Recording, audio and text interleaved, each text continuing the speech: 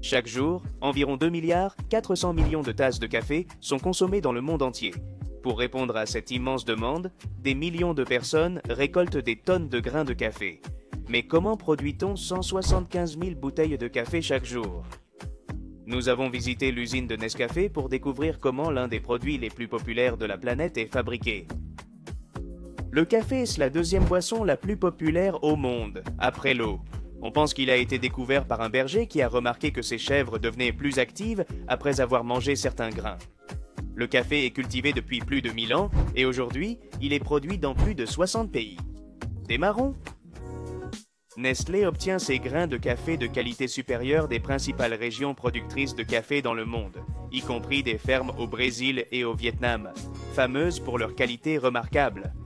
Les plants de café fleurissent d'abord avec de délicates fleurs blanches, dans une phase éphémère qui ne dure que quelques jours. Au cours des 6 à 9 mois suivants, ces fleurs mûrissent pour devenir des cerises rouges vibrantes, signalant que les grains à l'intérieur sont prêts. Les cultivateurs gardent un œil attentif sur les plantes, sachant que le moment doit être idéal. Quand environ 95% des cerises sont rouges et qu'il ne reste que quelques-unes vertes, il est temps de récolter. Certaines fermes récoltent encore les cerises à la main, mais c'est un processus lent. Trop cher pour les grandes fermes. C'est pourquoi les plus grandes exploitations comme celle-ci utilisent une récolteuse spécialisée, rapide et efficace, qui fait le travail sans transpirer une goutte. À mesure que la machine passe sur la plante de café, 1500 tiges vibrantes dans des cylindres rotatifs secouent doucement les branches en avançant.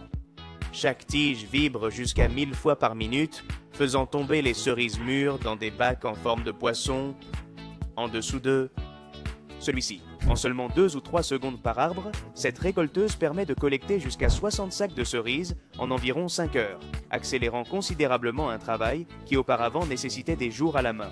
Une fois les cerises mûres récoltées, la machine utilise des bandes transporteuses avec des lames pour les transférer dans des trémies. Ces trémies servent de stockage pendant que les tracteurs amènent les cerises au moulin humide, généralement entre 8 et 12 heures après la récolte. Les cerises de café entament leur transformation au moulin humide. D'abord, elles sont versées dans une grande trémie en H qui les dirige vers un séparateur par gravité. Un réservoir d'eau qui distingue les cerises mûres de celles moins mûres. Les cerises les plus lourdes et savoureuses coulent, tandis que les immatures flottent et sont soit rejetées, soit utilisées pour d'autres fins. De là, les cerises passent sur des tambours rotatifs recouverts d'une surface rugueuse. Ces tambours pressent doucement les cerises contre des plaques fixes, séparant la pulpe juteuse des précieux grains de café à l'intérieur.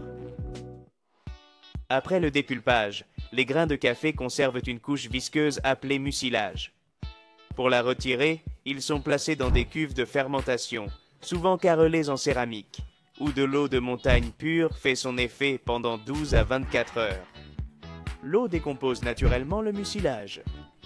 Cette étape demande beaucoup de précautions, car les agriculteurs surveillent attentivement pour que les grains ne surperment pas, car une légère erreur pourrait affecter son grand goût. Lorsque la fermentation ramollit le mucilage, les grains sont prêts à être lavés.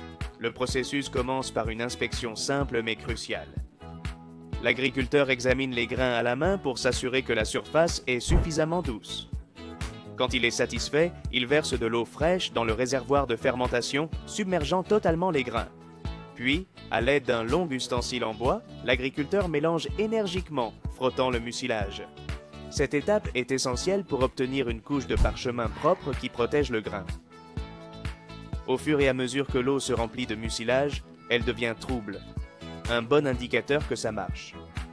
On répète souvent le rinçage, en drainant l'eau sale et en remplissant le réservoir jusqu'à ce que les grains soient parfaitement propres.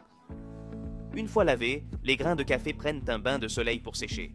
Ensuite, ils sont étalés uniformément sur des surfaces planes, parfois à l'ombre pour les protéger des changements climatiques soudains.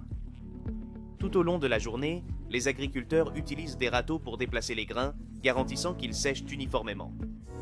À ce stade, le café entre dans une machine à décortiquer, où la couche résistante est soigneusement retirée, révélant enfin les grains de café vert vibrants à l'intérieur. Après le décortiquage, les grains, désormais appelés grains de café vert, sont soigneusement préparés pour leur stockage. Puis, Ils sont stockés dans des entrepôts aérés pour conserver leur fraîcheur et se protéger des insectes et de l'humidité, jusqu'à ce que le moment soit venu de les transporter à l'usine de Nescafé. Une fois que les sacs de grains de café vert arrivent à l'usine Nescafé, ils sont retirés des remorques par un bras robotisé spécialisé, équipé d'une pince araignée, qui soulève sans effort les sacs et les place sur un tapis roulant extensible. Alors que les sacs avancent sur la bande, d'autres bras robotiques les poussent pour les positionner correctement. C'est à cet endroit qu'ils acquièrent leur arôme et leur goût distinctifs. Les grains sont introduits dans un tambour rotatif à double paroi, chauffé à des températures variant entre 370 et 540 degrés Fahrenheit. À l'intérieur, des palettes font circuler les grains en permanence afin qu'ils soient torréfiés de manière homogène sans se brûler. Selon le profil de saveur souhaité, la torréfaction peut durer entre 8 et 20 minutes. Un fait intéressant est que le temps de torréfaction a une grande influence sur le niveau de caféine. Les torréfactions légères, qui restent moins longtemps dans le tambour, retiennent davantage de caféine. En revanche, les torréfactions foncées, qui sont torréfiées plus longtemps, contiennent moins de caféine, mais offrent des saveurs plus intenses. Lorsque la torréfaction est terminée, les grains sont transférés dans un grand plateau de refroidissement, où un ventilateur puissant souffle de l'air en dessous, tandis que des palettes tournantes les mélangent. Ils y restent environ 5 à 10 minutes pour arrêter le processus de torréfaction et fixer leur saveur. Une fois refroidis, les grains passent automatiquement à un moulin industriel qui les transforme en une poudre grossière. Ensuite, cette poudre est préparée comme un extrait liquide de café très concentré, en utilisant de la vapeur et de la pression. À ce stade, l'extrait liquide est traité par l'une des deux méthodes de séchage. Le séchage par atomisation ou le procédé de spray drying, l'extrait liquide de café entre dans un énorme séchoir par atomisation. À l'intérieur, l'extrait est atomisé par une buse à haute pression, se métamorphosant en une délicate brume de gouttelettes de café. Simultanément, un air brûlant évapore immédiatement l'humidité de ces gouttelettes. Cela produit de petites particules solides qui se déposent au fond, créant une poudre fine que nous appelons café instantané, prête à être mélangée dans votre tasse. À ce stade, les grains de café sec passent par la zone d'emballage. Ils sont placés dans de grands sacs de stockage et transportés par un convoyeur pour remplir les bocaux. Alors que les bocaux avancent rapidement sur la ligne, chacun est rempli en moins d'une seconde. Certaines usines de Nescafé peuvent remplir jusqu'à 320 bocaux par minute, voire plus, ou 250 000 bocaux par jour.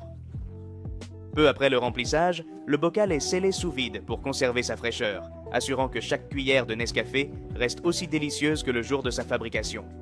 Ensuite, un couvercle est appliqué sur le seau et le bocal poursuit son chemin pour recevoir l'étiquette. À ce stade, les bocaux de café sont prêts à être expédiés au magasin, apportant la magie du café instantané à votre tasse.